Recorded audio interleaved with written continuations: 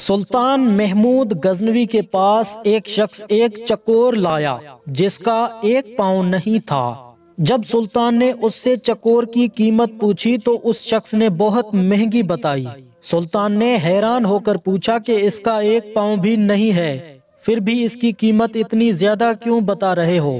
تو وہ شخص بولا کہ جب میں چکوروں کا شکار کرنے جاتا ہوں تو یہ چکور بھی شکار پر ساتھ لے جاتا ہوں، وہاں جال کے ساتھ اسے باندھ لیتا ہوں تو یہ بہت عجیب سی آوازیں نکالتا ہے اور دوسری چکوروں کو بلاتا ہے۔ اس کی آوازیں سن کر بہت سے چکور آ جاتے ہیں اور میں انہیں پکڑ لیتا ہوں۔ سلطان محمود غزنوی نے اس چکور کی قیمت اس شخص کو دے کر چکور کو ذبح کر دیا۔ اس شخص نے پوچھا کہ اتنی قیمت دینے کے باوجود اس کو ذبح کیوں کیا؟ سلطان نے اس پر تاریخی الفاظ کہے، جو دوسروں کی دلالی کے لیے اپنوں سے غداری کرے اس کا یہی انجام ہونا چاہیے۔ میں ہوں آپ کی دعاؤں کا طلبگار عمران، مجھے دیجیے اجازت، اللہ حافظ۔